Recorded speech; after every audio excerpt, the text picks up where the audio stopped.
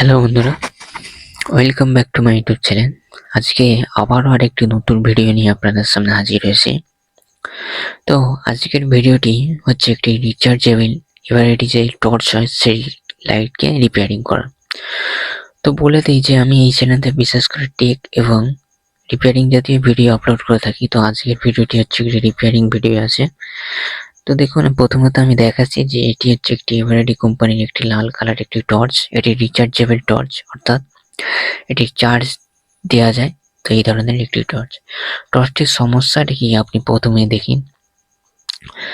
Repairing করার পর এই যে সমস্যাটি ছিল সেটি চলে গিয়েছে, কিন্তু প্রথমেতে যে সমস্যাটি ছিল সেটি আপনাদের দেখানোর চেষ্টা করলাম। সমস্যাটি হচ্ছে সুইচ দিলে কোনোভাবে লাইটটি অন হচ্ছিল না, কিন্তু পরবর্তীতে আমি এই সুইচটা লাগিয়েছি, তারপরে কত সুন্দর দেখুন অন হচ্ছে। তো কিভাবে আমি এই সুইচটা লাগালাম এবং কিভাবে আপনারা একটু এই ধরনের টর্চকে রিপেয়ারিং করতে পারবেন, তো ভিডিওটি শুরু করা যাক। তো আজকের ভিডিওতে দেখাবো কিভাবে আপনারা বাড়িতে খুবই সহজে এই ধরনের লাইটকে ফেলে না দিয়ে কিভাবে রিপেয়ারিং করতে পারবেন। তো প্রথমে নিয়েছি একটি স্ক্রুড্রাইভারের সাহায্যে তিন দিকে যে তিনটি এর স্ক্রু আছে, স্ক্রুগুলোকে আমরা ভালোভাবে খুলে নেবো। এবং আরেকটি কথা বলে রাখি যে এভারেডি কোম্পানি এই ধরনের টর্চগুলি অনেকদিন যাবৎ এগুলি ইউজ করা হয়, অর্থাৎ অনেক দিন ধরে এই সমস্ত টর্চগুলি ব্যবহার করে এবং এগুলি অনেক দিন চলে, যার কারণে কি এই ধরনের একটি দামি প্রোডাক্ট কিনলেও আপনারা অনেকদিন ব্যবহার করতে পারবেন। ঠিক সেই মতো অনেকে এই ধরনের প্রোডাক্টগুলি কিনে এবং এই প্রোডাক্টগুলি অনেকদিনই ব্যবহার করা যায় এই সমস্ত টর্চগুলি। তো দেখুন, তিনটে স্ক্রু খুলে নেওয়ার পর এটি এবারে খোলার চেষ্টা করছি, কিন্তু কোনোভাবে খুলছে না। যার কারণে কি দেখে মনে হচ্ছে যে পাশে যে এর সুতোর মতো অংশটি আছে এটি এর মধ্যে যুক্ত আছে, কিন্তু না। পরবর্তীতে দেখলাম যে এটি এর পাশে শুধুমাত্র আছে, কোনোভাবে এর মধ্যে অ্যাডজাস্ট নেই। তো ঠিক সেই মতো এবারে কি হচ্ছে, টেস্টারের সাহায্যে সাইড দিয়ে চাপ দিয়ে দেখছি যে কোনোভাবে কি লাইটটি খোলা যায় কিনা। তো ঠিক সেই মতো চারিদিক দিয়ে স্ক্রুর জায়গাগুলো এরকম ভাবে চাপ দিয়ে দেখতে দেখুন সুইচটা উপরে বার হয়ে গেছে। আরেকটু বলে রাখি যে যার এই টর্চটি ছিল সে কি করেছে যে সুইচটি গিয়ে এবং উপরে সাথে যে অংশটি ছিল তার সাথে একদম ফেভিকুইকের সাহায্যে এমন ভাবে এঁটে দিয়েছে যে এটা খুললে সুইচটি ভেঙে যাবে। তো দেখুন, সুইচটা এরম ভাবেতে আছে। পরবর্তীতে কি করব, টেস্টারের সাহায্যে এখানেতে আমরা স্ক্রুড্রাইভারের সাহায্যে স্ক্রুগুলো খুলে নিয়েছি এবং এর মধ্যে দেখতে পাবেন যে একটি ব্যাটারি আছে, একটি সার্কিট বোর্ড, একটি লাইট আছে এবং চার্জারের পিন আছে।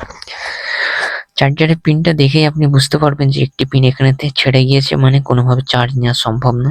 তো ঠিক সেই মতো আমি সমস্ত কিছু খুলে নিচ্ছি।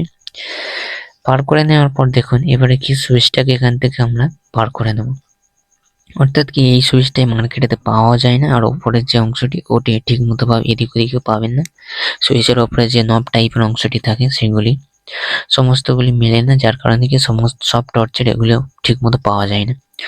তো সেই মতো সুইচটা খারাপ হয়ে গেছে যখন আমি দেখছি, তো কি করবো যে ডিসোল্ডার যে ওয়্যার থাকে তার সাহায্যে এর মধ্যে রাংটা তুলে নিয়ে সুইচটাকে এখান থেকে খুলে নেবো। কারণ কি আমি এখানে তো অন্য ধরনের একটি সুইচ ইউজ করব, যার কারণে কি এখান থেকে সুইচটা আমি খুলে দিচ্ছি। তো ঠিক সেই মতো এখান থেকে দেখুন ডিসোল্ডারিং করে আমি এখান থেকে সুইচটা খুলে নিচ্ছি। সুইচটা খুলে নেওয়ার জন্য আমরা টেস্টারের সাহায্যে নিচে সুইচের অংশতে চাপ দিতে দেখুন সুইচটা উঠে গিয়েছে। তো দেখুন এই সুইচটা মূলত তিনটি পিন আছে, আর এই ধরনের সুইচ এভিডি কোম্পানি এই ধরনের টর্চেতে বিশেষ করে ইউজ হয়। তো পরবর্তীতে দেখুন আমি এখানেতে যে চার্জারের পিনটা ভেঙে গিয়েছে, অর্থাৎ টর্চের চার্জ দেওয়ার অংশটি, এটি এভাবেই রিপেয়ারিং করা সম্ভব। টর্চের অনেক রিপেয়ারিং এর যে রেট সেটি বেশি হয়ে যাবে, যার কারণে কি এই সুইচটিকে অর্থাৎ এই প্লাগটিকে আমি এভাবে রিপেয়ারিং করে দেবো। পরবর্তীতে যদি ভেঙে যায় ফের আবার এটিকে ভালোভাবে পুনরায় চেঞ্জ করে দেবো। তাতেও কিছুদিন এটা অনেক দিনই যাবত চলবে সেই কারণে। কিন্তু এখানেতে কোনোভাবেই আপনারা ফেভিকুইক ইউজ করবেন না। কারণ কি ফেভিকুইক ইউজ করলে কি এখানেতে যে চার্জিং যখন হবে, চার্জিং এর সঙ্গে এই যে প্লাগের যে পিনটি আছে সংস্পর্শে এসে কিছুটা গরম হলে ফেভিকুইক ছেড়ে দেয়, যার কারণে কি এখানেতে কোনোভাবে আপনারা ফেভিকুইক ইউজ করবেন না। সেই জন্য আমি কি করছি দেখুন, সোল্ডারিং আয়রনের সাহায্যে একটু গরম দিয়ে এখান থেকে যে প্লাস্টিকটা উঁচু হয়ে গিয়েছে, যার কারণে এটি চাপ দিলে এটি একদম টাইট ভাবে অ্যাডজাস্ট হয়ে যায়। অ্যাডজাস্ট হয়ে যেতেই দেখুন এখানেতে কানেকশনটি এখানেতে হয়ে গেল, আর চার্জিং পিনে কোনো রকম সমস্যা থাকলো না এবং এটি নিমিষে, অর্থাৎ কি আপনারা কোনো দ্বিধা ছাড়াই এটি ব্যবহার করতে পারবেন। তো তাতেও আমি একবার চার্জিং প্লাগটা এর মধ্যে ঢুকিয়ে আপনাদের দেখিয়ে দিলাম যে কোনোভাবে এটি সমস্যা হচ্ছে কিনা। তো এই সুইচটি মূলত আমি এর উপরেতে অন অফ করার জন্য ব্যবহার করব। সেই জন্য দেখুন আগেতেই এর সুইচের মধ্যে দুটি তার যুক্ত আছে, সোল্ডারিং আয়রনের সাহায্যে যুক্ত করে রেখেছি, অর্থাৎ অন অফ এর জন্য এই সুইচটা ব্যবহার করব। এই ধরনের সুইচগুলো ব্যবহার করলে কি আপনি খুবই সহজ কি করতে পারেন যে এখানেতে অ্যাডজাস্ট করে বসাতে পারেন, এবং পরবর্তীতে সুইচটা যদি নষ্ট হয়ে যায় আপনি এখানেতে খুবই সহজে চেঞ্জও করতে পারবেন। তো ঠিক সেই মতো আমি কি করছি, যে সোল্ডারিং আয়রনের সাহায্যে যে দুটি তারের দুটি প্রান্তেতে এখানেতে আমরা সোল্ডারিং আয়রনের সাহায্যে রাং দিয়ে নিচ্ছি, কারণ কি যেন আমরা ভালোভাবে সোল্ডারিং করতে সুবিধা হয় সেই জন্য।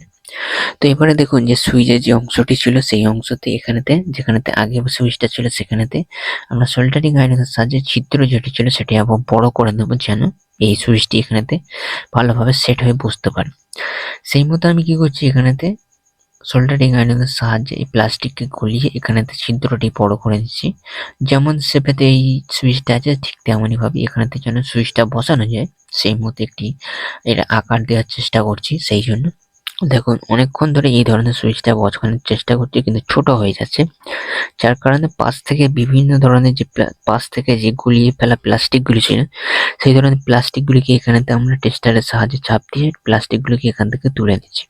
তো প্লাস্টিকগুলি তুলে নিয়ে যখন দেখবেন যে জায়গাটি পুরোপুরিভাবে ফাঁকা হয়ে গিয়েছে, পরবর্তীতে দেখুন আমি টেস্টারের সাহায্যে প্লাস্টিকগুলো সাইড দিয়ে ছাড়িয়ে নিচ্ছি, কারণ কি এই ধরনের প্লাস্টিকগুলো জায়গা ছোট করে দিচ্ছে, যার কারণে কি এখান থেকে ঢুকছে না সুইচটি। পরবর্তীতে দেখুন আরেকবার সোল্ডারিং আয়রনের সাহায্যে পিসে বড় করে একটু হোল করে নিলেন, যার ফলে এখানেতে খুবই সহজেই সুইচটা ঢুকে গেল। আর এই সুইচটা এখানেতে যদি আপনি ভালোভাবে বসাতে পারেন তাহলে আপনাকে কোনোভাবে আর অন্য সুইচের দিকে দেখতে হবে না, বা অন্য সুইচ এখানে না ব্যবহার করেও এইটিকে যদি বেশি দিন ইউজ করেন টর্চটি, এই ধরনের সুইচ এখানে ব্যবহার করবেন। তো এই ধরনের সুইচগুলি বিশেষ করে যে সমস্ত ছোট ছোট সার্কিট কিংবা গ্লুকানেতে এই সমস্ত সুইচ অন অফ করার জন্য ব্যবহার করা হয়, এবং এফএম রেডিও ইউএসবি টাইপের এতে সুইচগুলো ব্যবহার করে। তো এখানে কানেকশনটি খুবই সহজে আপনি বুঝতে পারবেন যে আগে যে সুইচ ছিল সেই সুইচেতে দুটি মাত্র মেন কানেকশন ছিল। আপনি এখানে দেখেই বুঝতে পারবেন যে এখানে তো দুটি মেন কানেকশন, একটি কানেকশনের কোনো দরকার হয় না। সেই মতো দুটি যে তারের কানেকশন আছে সেখানেতে দুটি তারকে ঢুকিয়ে দেবেন এবং সোল্ডারিং আয়রনের সাহায্যে খুবই যত্ন সহকারে দুটি তারের কানেকশন করে নেবেন। তো আমি সেই মতো এখানে থেকে দুটি তারকে ঢুকিয়ে নিয়েছি, প্রথম তারটি ঢুকিয়ে নিয়ে সোল্ডারিং আয়রনের সাহায্যে কানেকশন করে নিচ্ছি, এবং পরবর্তীতে আরেকটি যে তার ছিল সেটিকে ঢুকিয়ে নিয়ে এখানেতে আরেকটি কানেকশন করে দেবো। তো দুটি কানেকশন যখন মোটামুটি কমপ্লিট হয়ে যাবে আপনাদের আর কোনো কিছু কাজের মধ্যে করতে হবে না, পুরোপুরিভাবে সার্কিটটি মানে কমপ্লিট হয়ে যাবে, অর্থাৎ লাইটটি রিপেয়ারিং পুরোপুরিভাবে কমপ্লিট হয়ে যাবে, এবং আপনাদের শুধু কি এই লাইটটিকে চার্জ দেবেন আর কোনো কিছু করতে হবে না। তো দেখুন সুইচটা লাগিয়ে নেওয়ার পরে আবার সুইচটা অন করে দেখি লাইটটি জ্বলছে কিনা। খুবই কম পরিমাণ, মৃদু পরিমাণ, একদম কম পরিমাণে ভাবে জ্বলছে, মৃদু মৃদু ভাবে। এবং দেখুন এখানে চার্জিং প্লাগটা লাগিয়ে এবং টর্চটিকে পুনরায় যেমন ভাবে ছিল ঠিক তেমনই ভাবে এখানেতে লাগিয়ে দেওয়ার চেষ্টা করছি। তো বিশেষ করে আরেকটি কথা বলে রাখি, এই যে কাঁচটি আছে সামনে এটি কাঁচের আছে, প্লাস্টিকের ইউজ হয় না। বিশেষ করে এটি কাঁচের, অনেক কোম্পানি বিশেষ করে এভারেডি কোম্পানি ইউজ করে, সেই জন্য দেখবেন যেন কোনোভাবে হাত থেকে না যেন এই ধরনের টর্চগুলি পড়ে যায়। টর্চগুলি পড়ে গেলে বিশেষ করে এই যে ব্যাটারিটি আছে লিড অ্যাসিড ব্যাটারিটি নষ্ট হয়ে যায় এবং কাঁচটি ভেঙে যায়। তো ঠিক সেই মতো আমি এখানেতে লাগিয়ে দিলাম। লাগিয়ে দেওয়ার পর দেখুন সাইড দিয়ে যে তারগুলি আছে তারগুলি ভালোভাবে লাগিয়ে ফেললাম। একটি এখানেতে খুলে গিয়েছে তার, সেই তারটিকে আবার পুনরায় এখানেতে এই সুইচের মধ্যে লাগিয়ে দিলাম।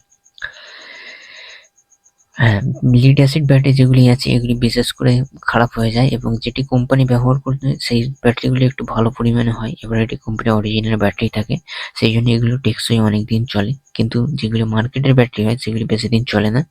অনেক কম পরিমাণে খারাপ ব্যাটারি হওয়ার জন্য বেশি দিন ইউজ না করে এগুলি নষ্ট হয়ে যায়। তো ঠিক সেইভাবে আমি কি করছি, যে সমস্ত কিছু লাগিয়ে নিয়ে এবারে স্ক্রুড্রাইভারের সাহায্যে, টেস্টারের সাহায্যে সমস্ত স্ক্রুগুলো টাইট করে নিয়ে অন অফ করে দেখছি যে কম পরিমাণে আলো দিচ্ছে, সেই জন্য এটিকে একটি চার্জ করে কিছুক্ষণ দেওয়া যাক। চার্জে দিয়ে তারপর থেকে কত পরিমাণ আলো দিতে পারে তা আপনাদের দেখানোর চেষ্টা করছি। তো চার্জিং প্লাগে যখন এসি কারেন্টে দিচ্ছি দেখুন আমার এখানে তো তখন কি ইন্ডিকেটারটি ইন্ডিকেট করছে। আপনারা দেখে বুঝতে পারবেন যে যখন উল্টো করে লাগাচ্ছি, এগুলো বিশেষ করে উল্টো করে লাগানো দরকার, সেই জন্য কি এখানেতে ইন্ডিকেটারটি ইন্ডিকেট করছে, লাল ইন্ডিকেটার ইন্ডিকেট করছে। এবারে চার্জ হয়ে যাওয়ার পর দেখুন সুইচটা অন করতেই দেখুন ভালো পরিমাণে আলো দিচ্ছে, দেখে আপনি বুঝতে পারবেন।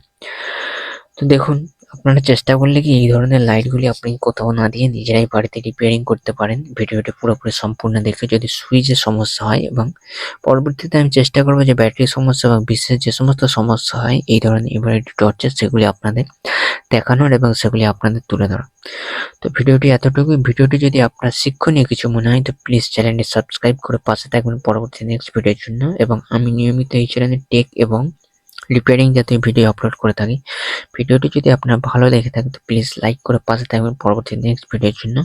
তো আজকের মতো এতটুকুই, দেখা হবে পরবর্তী কোনো নেক্সট ভিডিওতে।